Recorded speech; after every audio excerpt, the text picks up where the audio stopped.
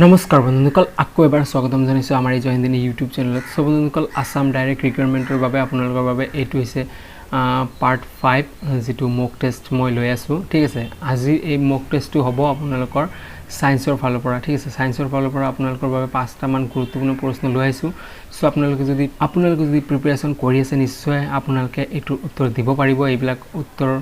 এইবিলাক প্ৰশ্নৰ উত্তৰ আপোনালোকে দিব পাৰিব। চ' আহক তেনেহ'লে আৰম্ভ কৰোঁ। আৰু ইয়াৰ আগতে মই 4টামান মানে পাৰ্ট ডিছকাছ কৰি গৈছোঁ।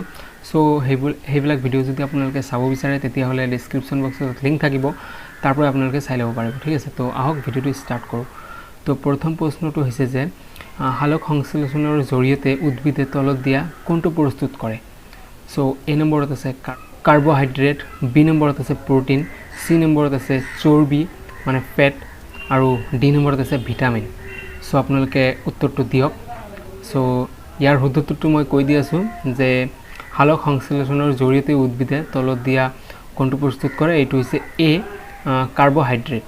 ঠিক আছে, তো আপোনালোকে যদি পাৰে আপোনালোকে 5টাৰ ভিতৰত, এই 5টা যে মক টেষ্ট লৈ আছোঁ, এই 5টাৰ ভিতৰত আপোনালোকে কিমানটা কৰিব পাৰিলে নিশ্চয় কমেণ্টছ কৰি জনাব। ঠিক আছে, তো আহক 2 নম্বৰ প্ৰশ্নলৈ আহোঁ। 2 নম্বৰ প্ৰশ্ন আছে vitamin A deficiency causes, vitamin এৰ অভাৱত হোৱা ৰোগ কি?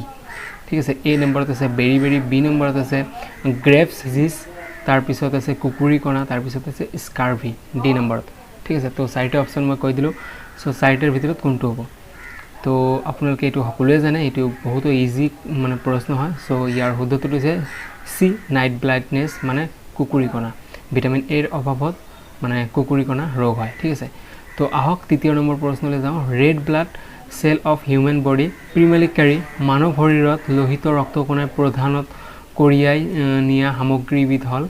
তো এ নম্বৰত আছে খাদ্যদ্ৰব্য, বি নম্বৰত আছে অক্সিজেন, চি নম্বৰত আছে প্ৰ'টিন, আৰু ডি নম্বৰত আছে হৰম'ন। তো এইটোৰ উত্তৰ যদি আপোনালোকে জানে নিশ্চয় আপোনালোকে বহুতো প্ৰিপেৰেশ্যন কৰিছে। ঠিক আছে, চ' ইয়াৰ শুদ্ধটো হৈছে বি নম্বৰ অক্সিজেন। মানৱ শৰীৰৰ লোহিত ৰক্তকণিকাই প্ৰধানত কঢ়িয়াই নিয়া সামগ্ৰীটো হ'ল অক্সিজেন। ঠিক আছে, তো যদি জানে তেতিয়াহ'লে বহুতো ভাল কথা, আৰু যদি নাজানে আপোনালোকে এটা কাম কৰিব, মানে নোটছ কৰি ৰাখি দিব। ঠিক আছে, চ' আহক 4 নম্বৰ প্ৰশ্নত, মানে 4 নম্বৰ প্ৰশ্ন mosquitoes spread which of the following disease. ঠিক আছে, তলত দিয়া কোনটো ৰোগ মহে বিয়পায়? তো এ নম্বৰত আছে সৰু আই, বি নম্বৰত আছে চিফিলিছ, আৰু ডি নম্বৰত আছে ডেংগু।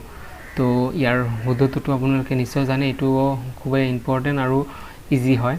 চ' এইটোৰ অপশ্যন ডি হ'ব শুদ্ধ উত্তৰ। ঠিক আছে, তো তাৰপিছৰ প্ৰশ্ন আজি লাষ্ট প্ৰশ্ন এইটো। So' COVID-19 is caused by which of the following, তলত দিয়া কোনটো COVID-19 সৃষ্টি কৰে? ঠিক আছে, এ নম্বৰত আছে SARS-CoV-1, বি নম্বৰত আছে SARS-CoV-2, চি নম্বৰত আছে SARS-CoV-3, আৰু ডি নম্বৰত আছে SARS-CoV-4। তো আপোনালোকে কমেণ্টছ কৰক, এইটোৰ উত্তৰ আপোনালোকে সকলোৱে জানে। চ' মোৰ মতে আপোনালোকে পাৰিব। তো নিশ্চয় পাৰিছে হয়। আপোনালোকে কিমানটা পাৰিলে আজিৰ এই ভিডিঅ'টোত, মানে এই 5টা মক টেষ্টৰ ভিতৰত আপোনালোকে কিমানটা কৰিব পাৰিছে নিশ্চয় কমেণ্টছ কৰি জনাব। আৰু আপোনালোকক মানে কেনেকুৱা ধৰণৰ প্ৰশ্ন লাগে আপোনালোকে কমেণ্টছ কৰিব। ঠিক আছে, চ' এইটোৰ শুদ্ধটো হৈছে বি, যিয়ে নাজানে বি হ'ব SARS-CoV-2 বুলি কয় যিটো। ঠিক আছে, আশা কৰোঁ ভিডিঅ'টো চাই আপোনালোকৰ বহুতো ভাল লাগিছে। ভাল লাগিলে ভিডিঅ'টো শ্বেয়াৰ কৰিব নাপাহৰিব। তো আজিৰ ভিডিঅ'টো ইয়ালৈ। জয় হিন্দ, জয় ভাৰত, জয় আই অসম।